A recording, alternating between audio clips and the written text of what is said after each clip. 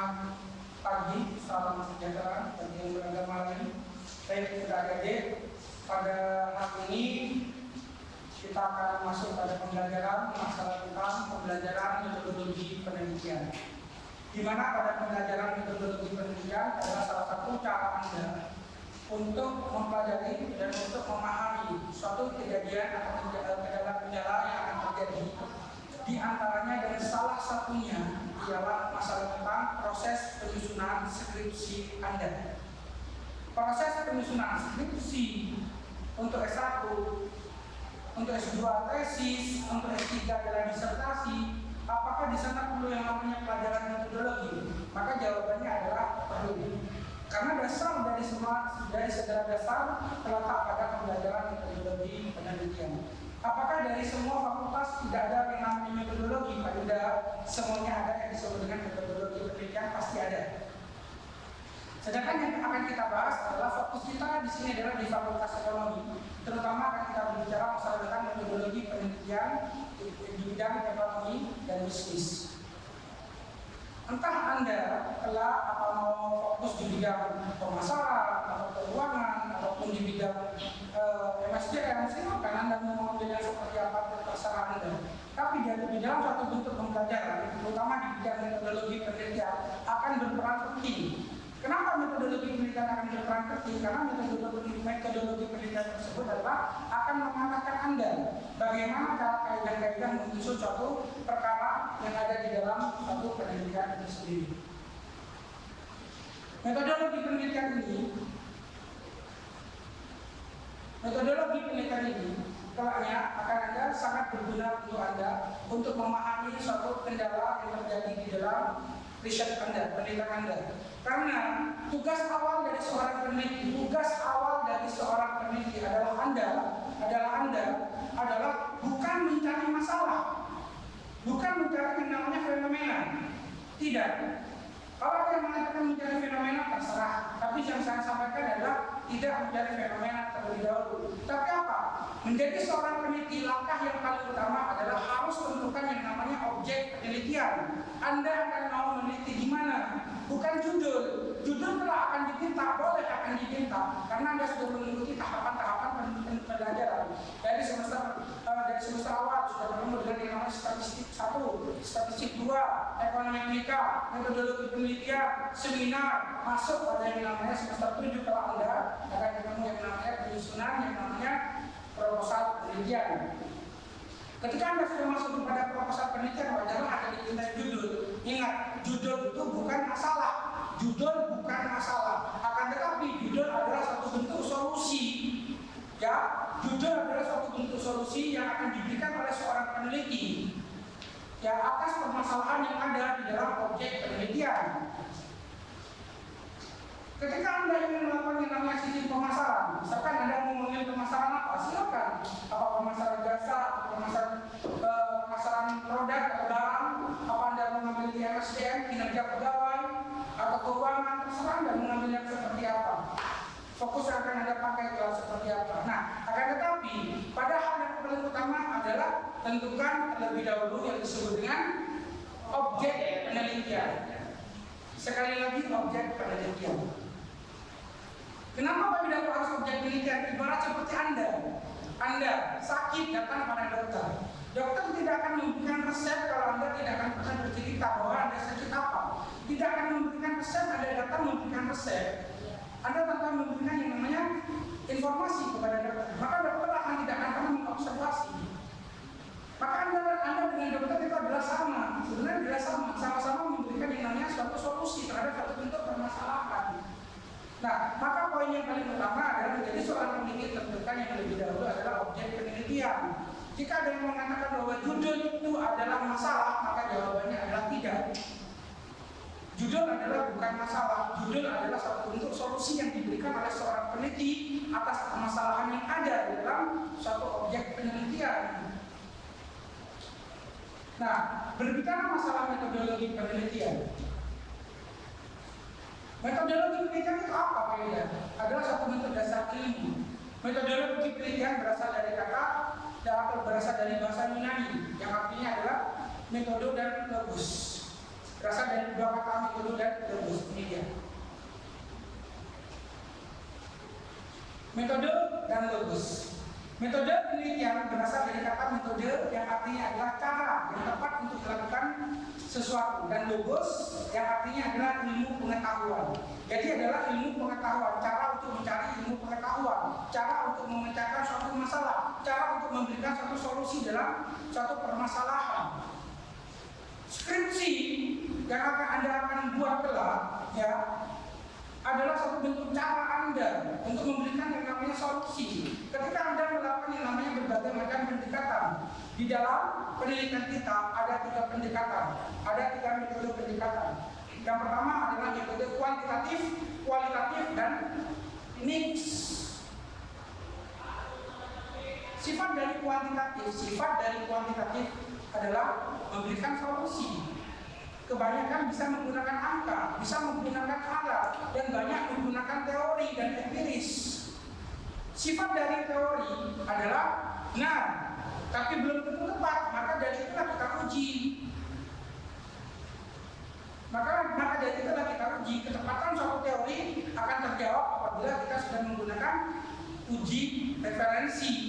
Kita menggunakan teori, maka teori itulah yang akan kita uji. Benarkah teori ini?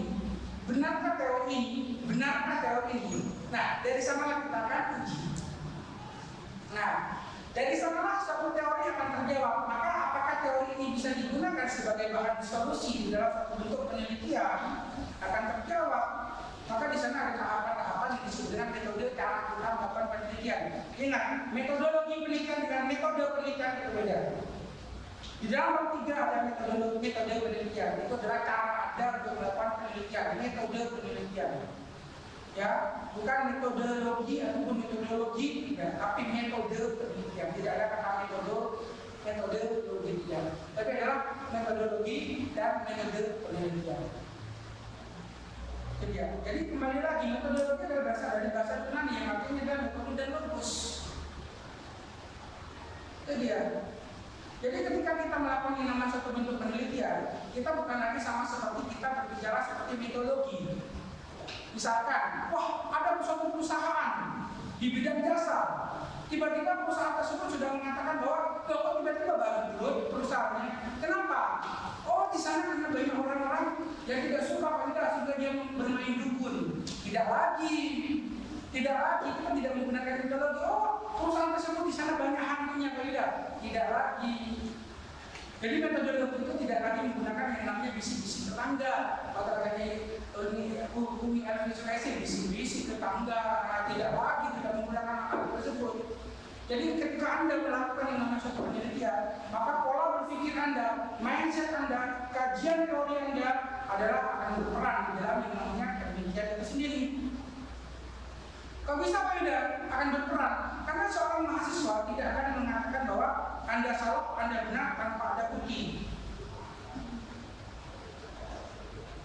Contoh, misalkan di sini Aryo Bimantara bersama dengan siapa namanya Raisa.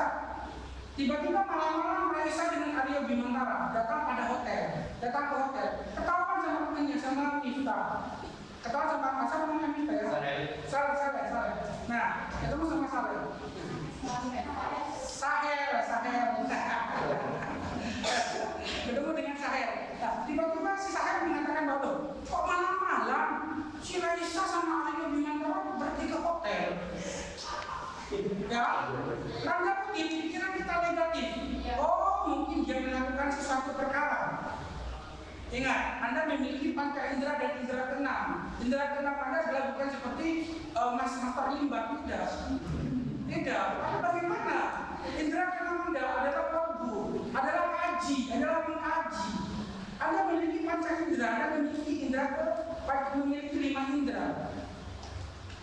Anda akan menggunakan indera penglihatan. Maka Anda menyimpulkan bahwa Raisa dengan Aryo Bimantara datang ke hotel malam-malam, dia melakukan hubungan yang tidak senonoh. Maka jawabannya adalah kurang tepat.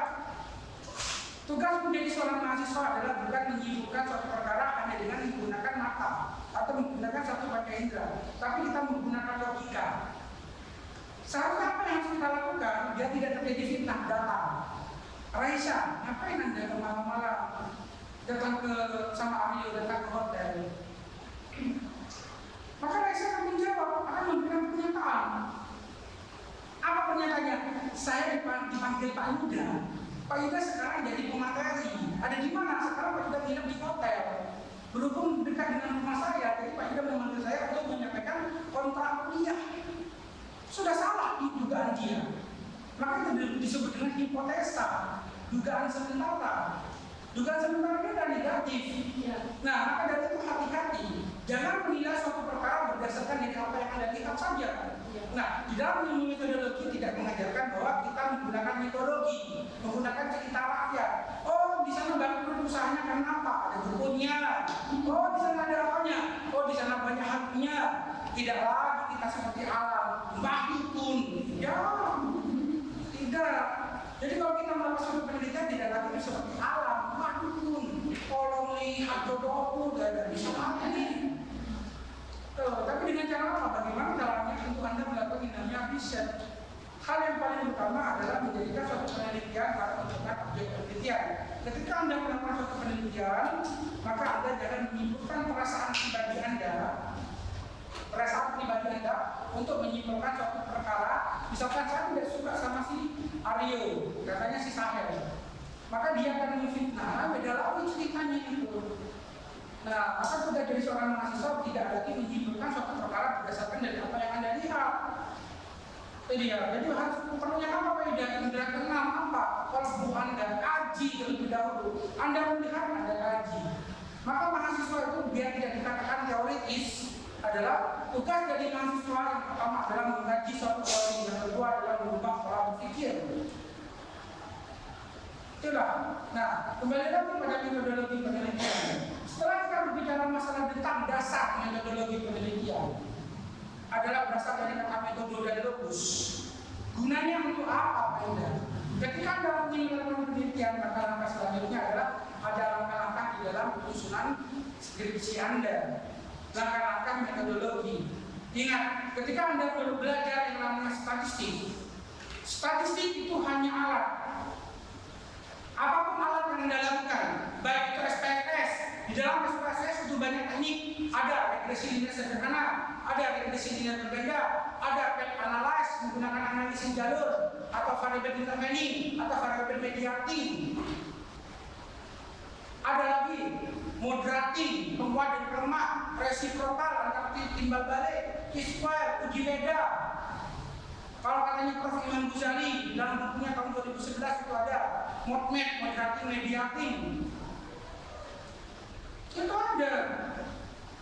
Nah, itulah salah satu bentuk, itu ada hanya sekedar alat. Ada lagi apa lagi Pak Ida? Apalagi Pak Ida? Ada yang disebutkan Watt PLS. Kita bisa menggunakan Watt PLS.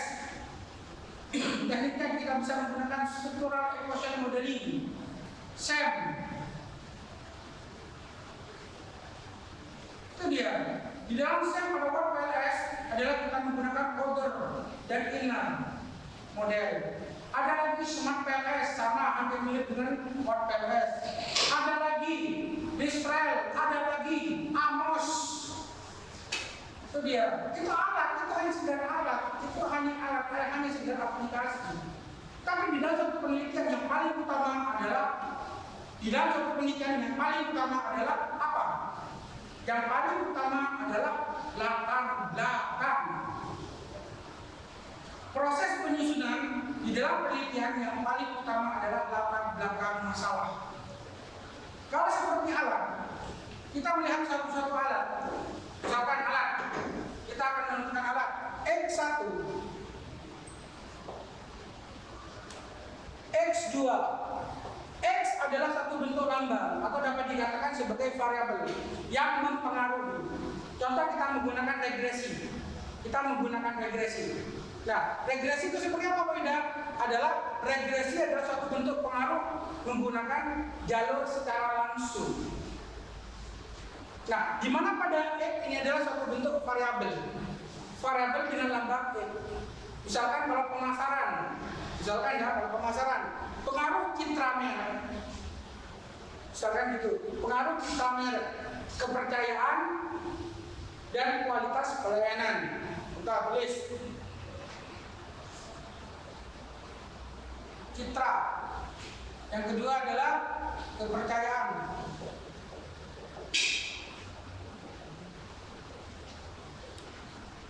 Yang ketiga adalah apa? Kualitas pelayanan atau pelayanan. Nah, ketiga variabel tersebut adalah suatu bentuk variabel X atau dapat dikatakan variabel yang mempengaruhi. Maka variabel X itu dapat dikatakan sebagai variabel independen atau variabel bebas. Maka ada kata lain yang disebut dengan variabel exogen. Nah, variabel ini dapat dilambangkan dengan menggunakan X1, X2, X3. Maka ada variabel yang dipengaruhi atau variabel dependen. Maka dengan lambang Y. Apakah di sini? Misalkan di sini adalah kita bisa menggunakan loyalitas.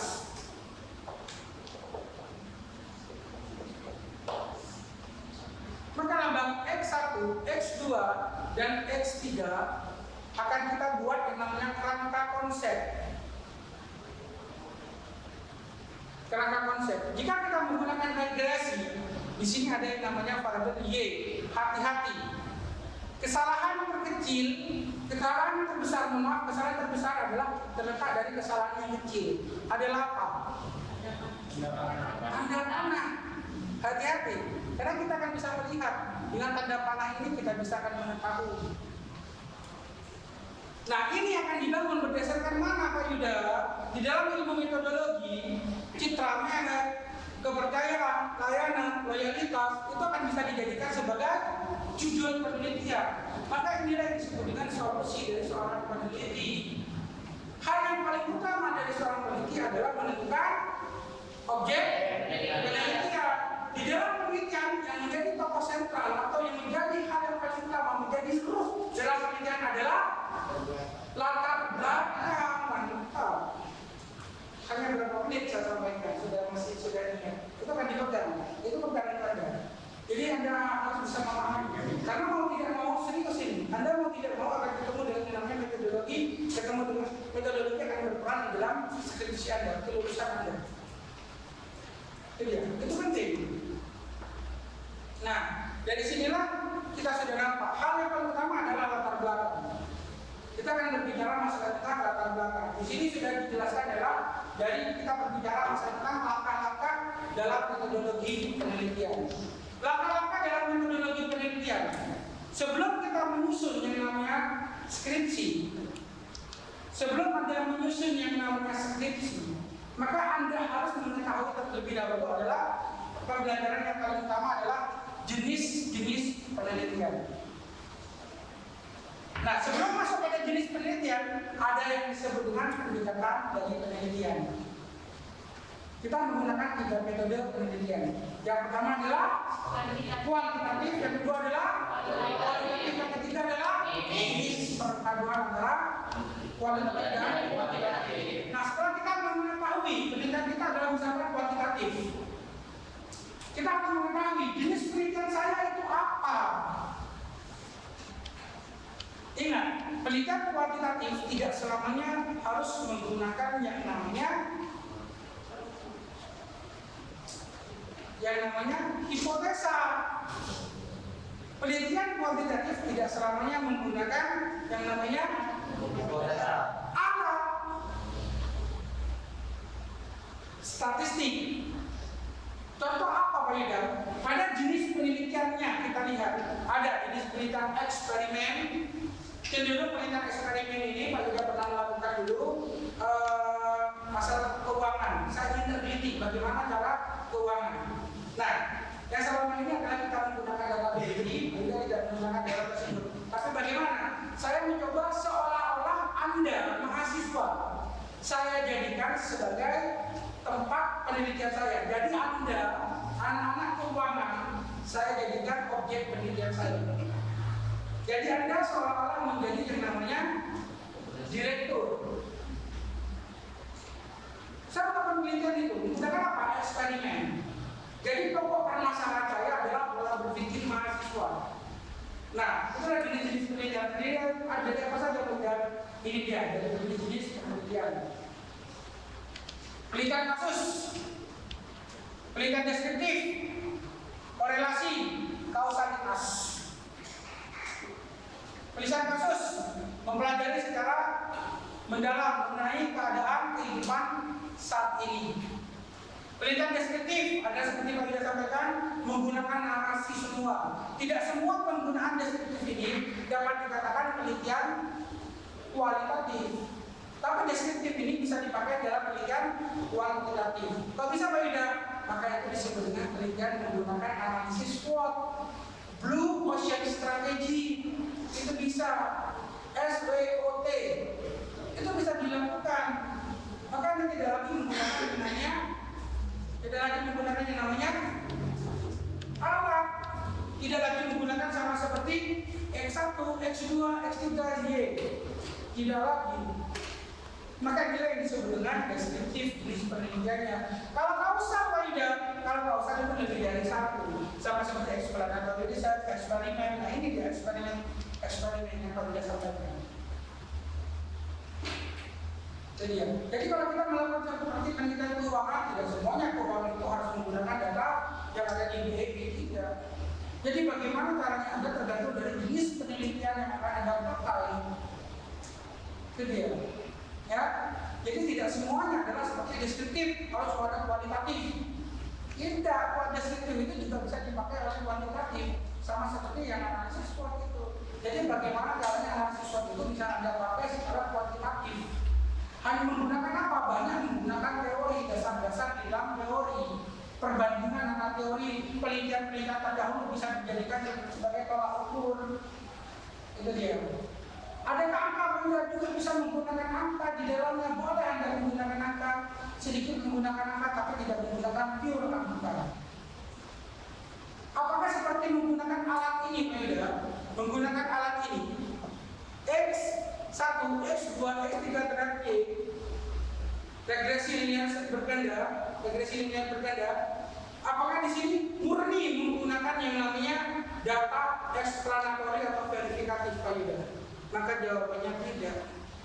Kenapa? Di dalam yang namanya di dalam penelitian yang menggunakan yang namanya alat juga ada yang namanya deskriptifnya, ada penjabarannya.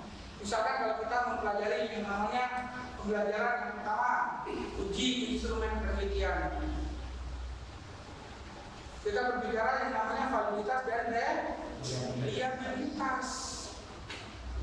Jadi ya. Uji validitas dan uji reliabilitas mengukur ketepatan pada indikator yang dirubah atau diadopsi menjadi kuesioner. Apakah kuesioner itu sudah layak dijadikan sebagai alat ukur? Maka kita uji menggunakan uji.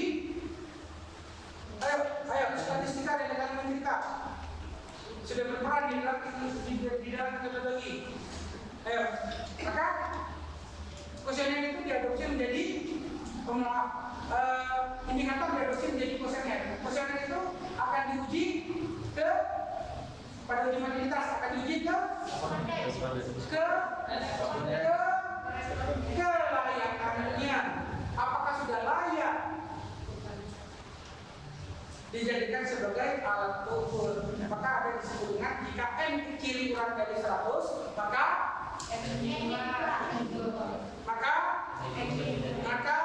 R itu harus bisa jadi R. Untuk menentukan RKB adalah M ini 2M adalah sampel, 2 adalah tingkat signifikansi 2 atau 2 tail. Ada 1 tail, ada 2 tail. Kalau kita menggunakan simbol ini adalah kita menggunakan 2 tail. Sudah bisa dibagi? Itu dia. Jadi ada penjabarannya.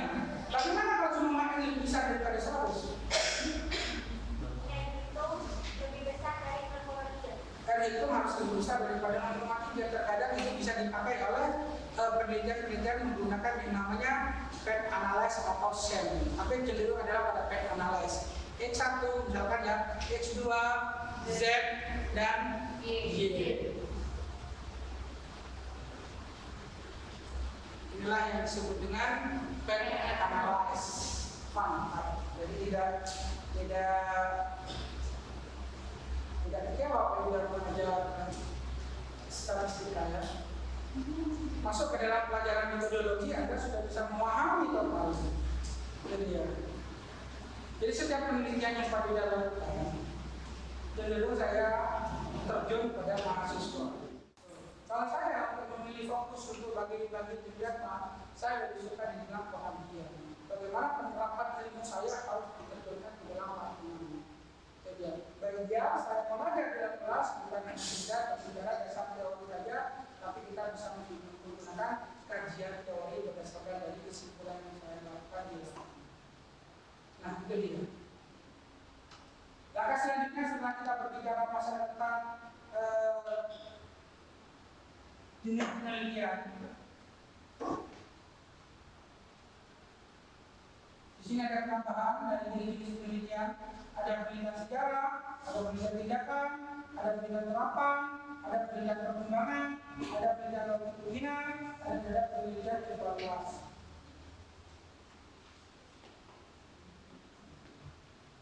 Kita dalam penelitian besar.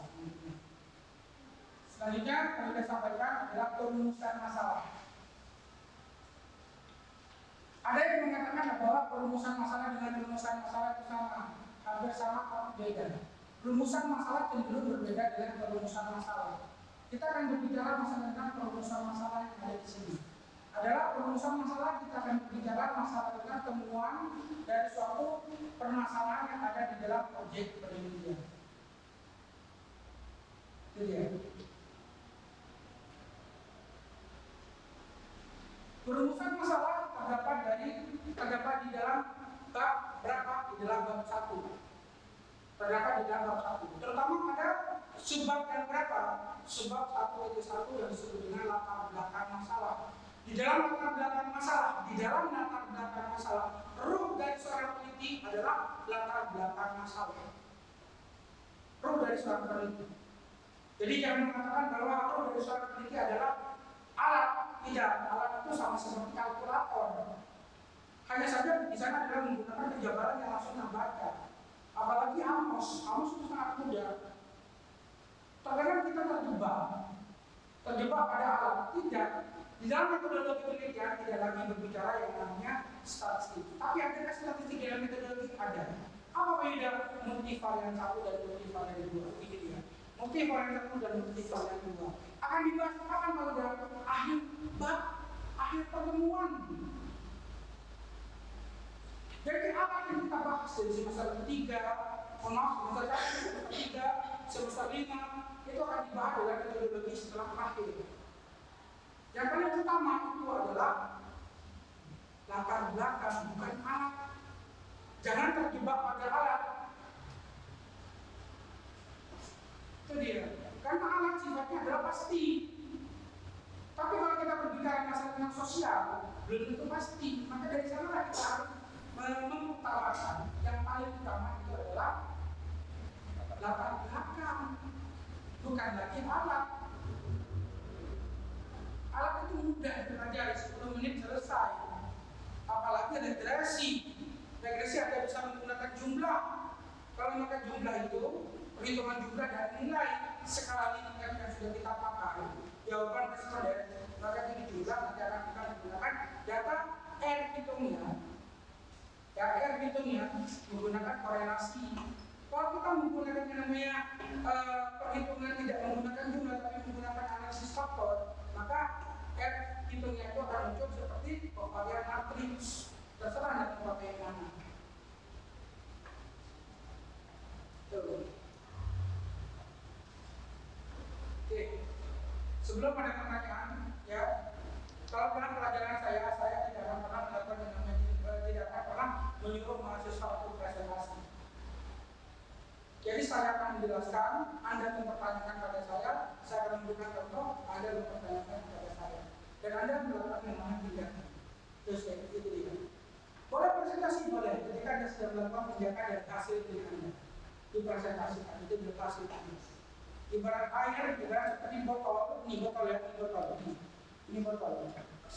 Anda itu ibarat botol ini, botol minuman ini, botol mineral ini, dibandingkan dengan botol kecil ini, sama-sama anggapnya sudah minum. Ini terisi penuh, tapi skalanya adalah kecil. Ini botol besar, tapi ini skalanya kecil. Maka perlu gimana? Maka air ini akan beriak. Ini akan berbunyi. Maka tong kosong yang bunyinya itu terjadi. Tugas dari seorang mahasiswa adalah bukan presentasi. Mempresentasikan hasil karya yang bukan disuruh presentasi tugasnya. Itu dia. Jadi tugas itu adalah tugas saya. Karena bagaimana caranya untuk mempresentasikan kepada Anda memahami, Anda silakan membuat praktek itu adalah yang Anda presentasikan. Bukan adalah tiba-tiba saya memberikan kontrak kuliah seperti sekarang, tiba-tiba Anda harus presentasi di depan buat soal kita. Itu bukan jalan. Ada apa yang terjadi sudah lah, terjadi seperti air itu mineral itu tempatnya besar, isinya sedikit, maka kan goyang sedikit, bunyinya keras. Sama seperti tong besar, dipukul, besar, nah, itu beda sudah. Nah, oke. Pada proses perumusan masalah, pada penyusunan latar masalah, ada yang disebut dengan metode. Metode penyusunan latar belakang masalah. Ada dua metode. Metode yang pertama adalah metode induktif. Metode yang kedua adalah metode deduktif. Induktif adalah suatu bentuk metode penyusunan latar belakang, di mana pada latar belakang langsung berasal dari penentuan fenomena atau penentuan objek di mana Anda teliti, maka diceritakan sampai dengan pada teori. Berbanding terbalik dengan yang namanya deduktif. Induktif adalah berbicara dari teori, langsung tentukan objek, menentukan perumusan masalah atau masalahnya, tentukan fenomena, dan tentukan yang namanya solusi. Bagi kita lebih cenderung menggunakan apa? Lebih cenderung menggunakan yang namanya deduktif. Deduktif adalah seperti ini. Proses penyusunan latar belakang adalah seperti ini. Seperti piramida terbalik. Apakah latar belakang dibentuk seperti ini? Nyusunnya piramida bukan. Namanya. Kalau latar belakang dibentuk latar belakang adalah seperti ini. Latar belakang adalah seperti ini. Sampai seperti ini latar belakang. Nah, oke.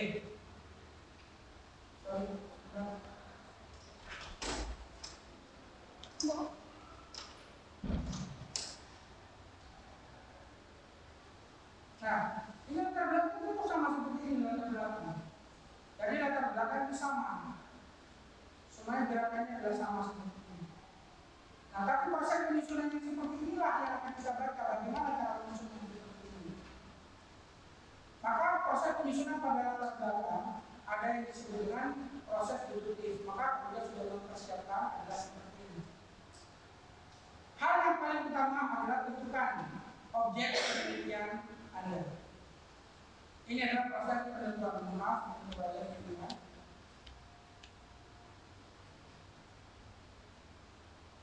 yang pertama adalah tentukan objek penelitian. Yang kedua, tentukan perumusan masalah. Yang ketiga adalah tentukan yang namanya fenomena.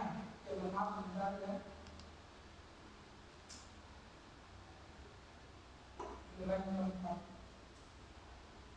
Kalau Pak Ida menyampaikan adalah harus menggunakan gambar, harus ada medianya, media pembelajaran. Nah, jadi proses penyusunan latar belakang adalah seperti ini. Yang ada di tengah ini, kenapa objek ada di tengah Pak Ida? Karena proses penyusunan ada di tengahnya sendiri. Yang seperti Pak Ida sudah memberikan contoh di dalam skripsi. Mungkin Anda sudah tarik dari skripsi. Nah, dari posisi tengah itulah adalah latar belakang. Maaf, adalah objek penelitian. Jadi objek penelitian pertama kali harus Anda tentukan. Jika ada pertanyaan kenapa Anda menentukan objek penelitian pada A, B, C tersebut, misalkan pada perusahaan itu, kenapa? Pada perusahaan itu banyak, kenapa? Alasannya hanya ada dua. Yang pertama adalah bahasa sombongnya, suka-suka saya. Dan kedua adalah secara logis, adalah karena saya tertarik saja untuk melakukan penelitian di sana. Nah, kalau Anda tidak tertarik, bagaimana Anda bisa meneliti di sana? Nah, proses ketertarikan maka Anda harus melakukan yang namanya tindakan. Anda harus melakukan yang namanya observasi.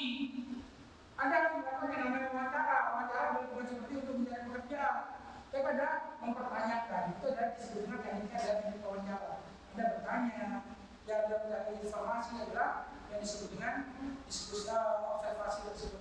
Anda dapat data, maka Anda perumuskan masalahnya. Perumuskan, sama seperti misalkan, oh ternyata di objek pelikat itu ada masalah. Jumlah apa? Jumlah penjualan. Misalkan kalau kita melihat pada proses penjualan produk bulan, bulan 1 tahun, maaf. Ya sudah bulan 1 produk A, produk B, produk C, produk D. Nah, misalkan ada seperti ini. Pada bulan 1 penjualan produk A seperti apa? Oh, 90%. Pada produk A adalah misalkan pada bulan 2 adalah 85. Pada bulan 3 adalah 92. Bulan 4 71. Bulan 5 adalah 61. Terjadi apa? Terjadi fluktuatif, bukan penurunan lagi, terjadi naik turun. Maka dari data inilah Anda bisa teliti. Maka Anda bisa menyimpulkan yang namanya fenomena. Fenomenanya adalah apa? Terjadinya fluktuatif jualan. Tuh. Nah, setelah perlu dari seorang peneliti ternyata ada latar belakang. Proses penyusunan latar belakang ada 2 metode. Metode deduktif dan metode induktif. Dan dulu kita menggunakan yang disebut dengan piramida terbalik. Itu dia. Nah, kita kembali lagi pada posisi yang paling bawah, Pak Dudana. Posisi yang paling bawah. Posisi yang paling bawah adalah apa? Adalah solusi. Nah, ini adalah solusi peneliti. Solusi peneliti terhadap suatu bentuk permasalahan. Permasalahan muncul dari mana? Dari perumusan masalah kan yang ada di dalam objek penelitian. Objek penelitian itu adalah hal yang paling utama ketika Anda awal mula mau melakukan penelitian. Di dalam buku penelitian, di dalam karya Anda, yang menjadikan sumber utama adalah latar belakang. Latar belakang adalah roh dari seorang peneliti. Sebelum Anda mulai menyusun penelitian, maka ada tindakan yang paling utama, ialah penentuan yang disebut dengan objek Anda mau meneliti di mana. Anda sudah tahu masalah objeknya di mana, Anda sudah tahu perumusan dan fenomenanya apa, maka Anda memberikan solusi. Solusi inilah yang paling bawah ada di sini. Solusi ini adalah suatu bentuk teori. Solusi ini sama seperti kita berbicara dalam penentuan teori. Yang menentukan solusi ini siapa? Yang membicara kita, kemudian pelayanan realitas itu siapa? Pakarkah? Orang ahlikah? Dosen pembimbingkah? Dosen pengujikah? Tidak, tapi Anda sebagai peneliti yang menentukan berdasarkan dari teori. Maka akan muncul yang namanya solusi. Solusi ini mungkin dengan citra merek mampu meningkatkan yang namanya loyalitas. Peningkatan citra merek, peningkatan pemberian citra merek terhadap suatu perusahaan diasumsikan mampu meningkatkan loyalitas. Mungkin, ingat, mungkin, bukan pasti. Loh, Pak, karena yang berbeda adalah teori adalah benar. Setiap teori adalah benar karena dia adalah milik orang. Sedangkan Anda, benar atau tidak, kita uji ketepatannya. Apakah teori ini sudah bisa dijadikan sebagai acuan di dalam objek atau di dalam tempat yang berbeda? Kita uji tempat yang berbeda adalah objek yang akan Anda teliti. Benar atau tidak teori ini bisa dipakai? Maka kita uji. Ketepatan pada teori tersebut. Oke. Sambil simpan karena ada azan. Oke, kalau kita lanjutkan. Nah, kita lanjutkan pada yang namanya penentuan yang namanya teori yang ada di sini. Teori yang ada di sini adalah suatu bentuk solusi yang Anda pakai. Di dalam apa? Di dalam kemudian pemberian solusi untuk meminimalisir suatu kendala-kendala yang ada. Dan untuk meningkatkan apa? Misalkan kalau pada permasalahan adalah untuk meningkatkan volume penjualan. Mungkin dengan citra mampu meningkatkan kinerja, mungkin dengan kepercayaan mampu meningkatkan loyalitas, mungkin dengan pelayanan yang bagus mampu meningkatkan loyalitas, mungkin semua itu adalah mungkin.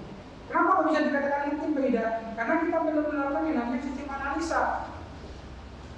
Sebelum masuk pada analisa, maka kita akan menentukan yang namanya apa saja. Maka proses penentuan yang ada di sini, teori di sini harus Anda cari di dalam bab 2 yang disebut dengan kajian teori. Di dalam kajian teori ada indikator. Indikator baru kita jadikan yang namanya definisi operasional. Pada indikator yang dijadikan definisi operasional masuk ke dalam bab 3, kita adopsi ke dalam bab lampiran yang disebut dengan kuesioner. Kuesioner adalah satu bentuk pertanyaan dari seorang peneliti yang akan diberikan kepada responden, maka responden akan memberikan yang namanya respon berupa pernyataan diri yang akan diangkat menggunakan skala Likert. Nah, data itulah yang akan kita akan menjawab pada apakah teori ini memiliki pengaruh yang signifikan, apakah teori ini memiliki pengaruh yang tidak signifikan. Berdasarkan dari nilai probabilitas yang kita pakai. Nilai probabilitas ada berapa? Ada 3. Berapa persen? 1%. 5%. Mantap. Itu dia. Nah, dan ini teori ini akan kita bisa angkat. Teori ini akan kita bisa angkat menjadi yang namanya judul. Ingat, judul itu bukan masalah. Judul itu adalah satu bentuk solusi di dalam permasalahan. Tidak semua judul harus ditunjukkan dan harus menunjukkan yang namanya teori-teori ini. Oke, sekali lagi ya, tidak semua judul harus menunjukkan teori yang sudah kita pakai. Misalkan pengaruh kepercayaan, pengaruh citra, pengaruh pelayanan terhadap loyalitas. Studi pada ini. Tidak harus seperti itu. Bisa saja studi tentang loyalitas konsumen. Bisa saja. Tidak harus seperti ini. Jadi penentuan judul itu tidak harus menunjukkan semua teori-teori yang Anda pakai. Tidak. Nah, kembali lagi pada deduktif, ketika Anda sudah ada di posisi yang paling bawah yang ada di sini, maka ada